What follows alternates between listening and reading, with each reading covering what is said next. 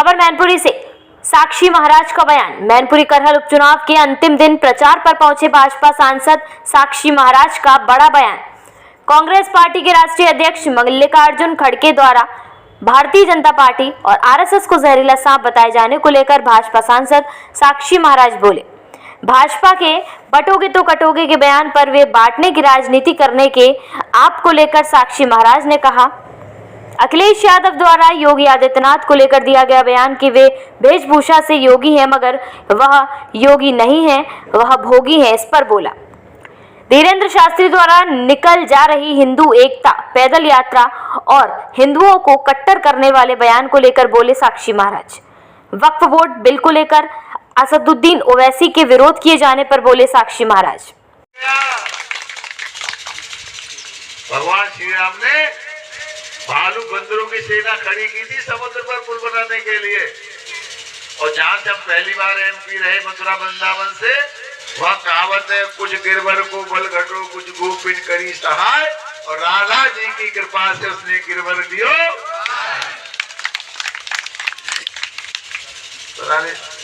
अब आप लोगों को जानकारी नहीं होगी,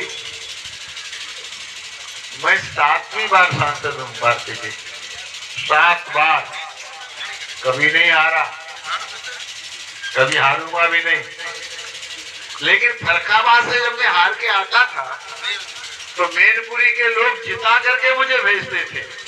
इतना वोट देते थे भोगांव वाले कि अपना कोटा तो पूरा करते थे, फरखाबाद का भी कोटा पूरा कर देते थे। तो मैं आपसे निवेदन करना चाहता हूं, 20 तारीख को नाश्ता भोजन काम धंधा सब बाद में, पहले वोट। तो सुबह उठ करके अपना ही वोट नहीं, कुछ हमने डाल दिया, जिम्मेदारी खत्म हो गई, एक एक वोट गिन गिन के कमल के फूल पर डलवाइएगा। मैं आप सबका हृदय से बहुत बहुत सम्मान करके शब्दों को विराम देता हूं। जय हिंद, जय भारत, भारत माता की। हम सबके मुख्य अतिथि उन्नाव से माननीय सांसद आदरणीय साक्षी जी को, यहाँ के बूथ अध्यक्ष मनोज राजपूत जी से अनुरोध है कृपया माल्यार्पण का स्वागत करें।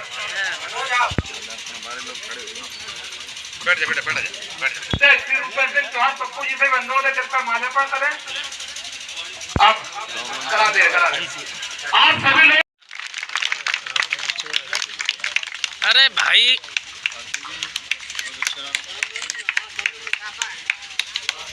बात प्रधान जी है क्या? वहाँ दोस्तों से रखें। भारत माता के। सैफी परिवार से तेज प्रताप रोड शो कर रहे हैं और आप यहाँ प्रचार करने आए हुए, कैसा क्या लग रहा है इस बार कमल नहीं पाएगा? इस बार इतिहास बनेगा और ऐतिहासिक तरीके से ही कमल खिलेगा, और करहल में जो भारतीय जनता पार्टी के प्रत्याशी भारी बहुमत से विजयी होंगे। हरियाणा के जो चुनाव परिणाम निकल के आई, कोई नहीं कहता था। ऐसे ही करहल के बारे में लोगों का सोचना कि हाँ, लेकिन ऐसा तुर्प का पत्ता फेंका है अब की का भारतीय जनता पार्टी ने कि पीडीए के पास, अखिलेश के पास कोई रास्ता नहीं रह गया है, और यहाँ की जनता ने मन बना लिया है अब की भारतीय जनता पार्टी का विधायक यहाँ से बनाना। एक अभी राजनीति में चीज देखा, बयानबाजी का, जिसमें खेती और आरएसएस को जहरीला सांप बताया है। जो स्वयं जहरीले सांप हैं, जिन्होंने देश के टुकड़े करवाए, जिन्होंने पाकिस्तान बनवाया और बाबा साहब भीमराव अंबेडकर की बात नहीं मानी, ऐसे लोग जिनकी देन कश्मीर था, और आज भारतीय जनता पार्टी कारण तो बांग्लादेश में हिंदू बच गया। ये भारतीय जनता पार्टी है कि ट्रंप जैसा प्रेसिडेंट अमेरिका में चुनाव लड़ता है तो मोदी की बात करता है और हिंदुत्व की बात करता है। आज सारे विश्व में सम्मान जो बढ़ा है भारत का, वो मोदी जी की देन है, भारतीय जनता पार्टी की देन है। ये बौखला गए। खड़गे ने तो ये भी तो कहा था, मोदी को रोको नहीं तो सनातन धर्म मजबूत हो जाएगा, हिंदू मजबूत हो जाएगा। तो ये जितने भी विपक्ष के लोग हैं, चाहे पीडीए हो, चाहे एंटी गठबंधन हो, ये सारे के सारे राष्ट्र विरोधी हैं, राम विरोधी हैं, धर्म विरोधी हैं, हिंदू विरोधी हैं। इन किसी को भी हिंदू की चिंता नहीं है, किसी को धर्म की चिंता नहीं है। ये साधु सन्यासियों पर, राम के मंदिर पर, धर्म पर लांछन लगाते रहते हैं। तो उनसे यही उम्मीद की जा सकती है, वफा की उम्मीद नहीं की जा जब सकती। विपक्ष आरोप लगा रहा है कटोगे बटोगे बयान जैसे जारी करके ये कटने और बांटने की राजनीति करते हैं, लगातार हमला हो रहा है और कुछ बीजेपी के समर्थक नेता है। शास्त्र कहता है संघे शक्ति कलयुगे। तो अगर योगी जी ने कहा कि अगर बटोगे तो कटोगे, और प्रधानमंत्री ने कहा एक रहोगे तो सिर्फ रहोगे, तो ये तो महामंत्र है, वेद का निचोड़ है। एक रहोगे तो सिर्फ रहोगे, इकट्ठे रहोगे तो बचे रहोगे। अगर बटोगे तो विपक्ष जो है वो जातियों में बांटना चाहता है। उसने अंग्रेज सीखा है, फूट डालो और राजनीति करो। तो फूट डालो राजनीति करो, इसलिए हिंदुस्तान के सब हिंदुओं को जातियों में बांट करके वो फूट डालना चाहते हैं। तो हमें कहना ही पड़ेगा बटोगे तो कटोगे। योगी जी पे बड़ा हमला किया अखिलेश यादव ने। उन्होंने बोला योगी जी वेशभूषा से योगी है मगर वो योगी है, वो भोगी है। देखिए, इस पाप का प्रायश्चित भी अखिलेश को करना पड़ेगा।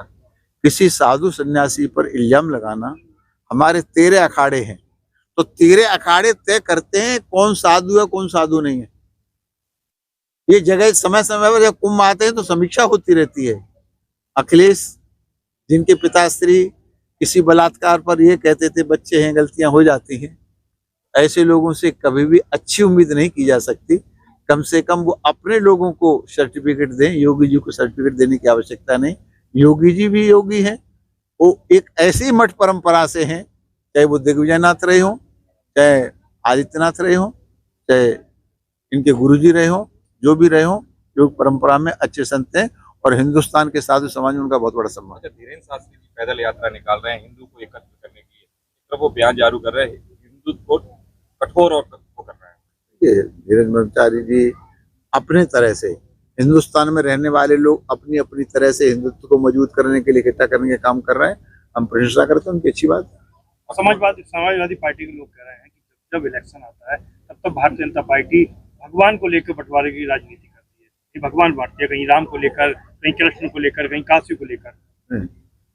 हम लोगों ने कभी भगवान को नहीं छोड़ा। हमने कहा सौगंध राम की खाते मंदिर वहीं बनाएंगे, वो कहते झूठ बोलते मंदिर नहीं बनाएंगे, हमने वहीं बनाया। निर्णय सुप्रीम कोर्ट से आया था, इसे भी आया, वैधानिक परंपरा से बनाया, लेकिन बनाया तो वहीं जो सौगंध खाई थी वहीं बनाया, भव्य बनाया, दिव्य बनाया, बढ़िया बनाया। तो हम कोई चुनाव का एजेंडा राम को लेकर नहीं चलते हैं। राम हमारे आदर्श है, राम हमारे जीवन है, भगवान को हम छोड़ नहीं सकते। तो ये आरोप पूरी तरह से निराधार है। लेकिन वो लोग हैं गंगा पे गंगादास, जमुना पे जमुनादास, कभी टोपी लगा लेते, माला पहन लेते, कभी तिलक लगा लेते। हम ऐसा नहीं करते, हम तो अपने ये टोपा लगा के रखते हैं। पार्लियामेंट में सब कुछ चालू हो गया, वैसे लगातार हमला आ रहे हैं। वक्फ बोर्ड बिल को लेकर लगातार वो बोल रहे हैं कि अब तो हिंदुस्तान का बड़े बड़े समझदार मुसलमान चिल्लाने लगे कि वक्फ बोर्ड को खत्म कर देना चाहिए और वक्फ बोर्ड की सारी संपत्ति देश के नाम कर देनी चाहिए। वैसे जिस तरह से बोल रहे हैं कि वक्फ बोर्ड के और वैसे जो पागल लोग हुए उन पागलों के मुंह नहीं लगाया जाता।